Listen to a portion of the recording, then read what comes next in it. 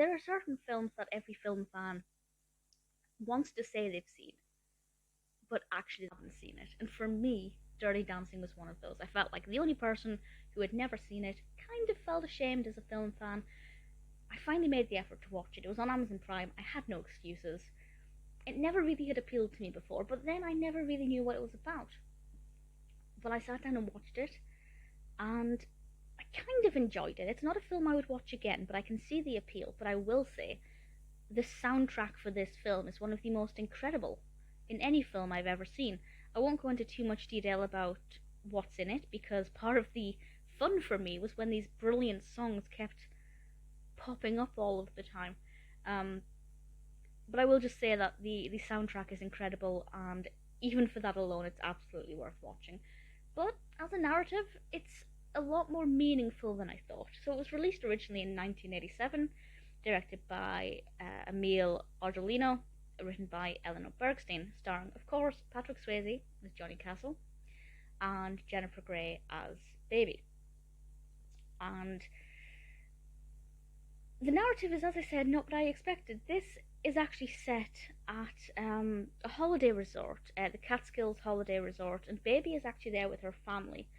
And she meets one of the camp's dancing instructors, Johnny Castle, and one thing leads to another, and she ends up having to take the role of one of the camp's dancers, kind of as a favour, but really just as a good deed. But she can't really dance, so Johnny Castle has to try and teach her to dance and get her up to scratch in order to put on performances, as you get with holiday resorts and camp resorts. But obviously there are going to be problems with that. But it's not actually about dancing. I mean, it kind of is. A lot of it is about the emotional connection with dancing, how dancing makes you feel, the emotive, very sensual side of dancing. That is obviously a big part of it. But it's also about real life, class divisions, backgrounds, doing things for people you've only just met. I don't want to say what it is, but something happens to one of the dancers that means that they won't be able to perform on certain nights. And the fact that Baby steps up and does this for this person who she doesn't really know, she's a good person. I don't think many people would do what she did. I wouldn't do what she did. I will be perfectly honest. So there's a lot in this that's more than just about dancing. But of course, it's also a lot about dancing, needless to say. I don't like films about dancing.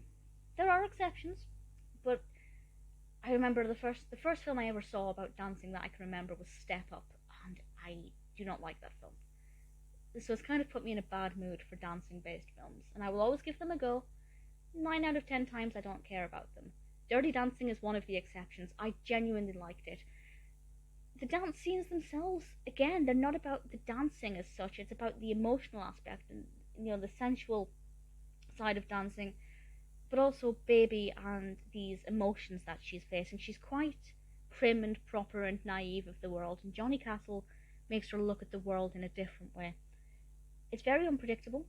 It's absolutely nothing like what I thought it would be like. I will be perfectly honest. As I said, it's a lot more detailed and in-depth and moving and emotional than I thought it would be. And I'm very proud of the film as a film fan. If that makes any sense. When you're a film fan and you watch a film, you just become so proud of the people who put it together and made it, because they've clearly created something that is spectacular. Do I think it's as good as everybody says it is? I mean, it is a classic, and I think it always will be a classic, and I can see the appeal. I would say it's a film you have to see before you die because of how culturally important it can be. But if I had never heard of this, randomly found the DVD and gave it a watch, I would say it was pretty decent, but not something that would ever be my favourite. So you can look at it either way. But what I will say is that the iconic scene from it, the Time of My Life scene, is that the name of the song? I'm not sure what the song's actually called. But you know the scene I mean. That for me was not my favourite moment. There were a lot more moments in this that I thought were more moving. But that's one of the more iconic aspects. It's a good film. Glad I've seen it. If you haven't seen it, I do recommend it. It is a good film. I don't think it's perfection. It's not one of my favourites. but I can see the appeal, and I'm glad that I've seen it.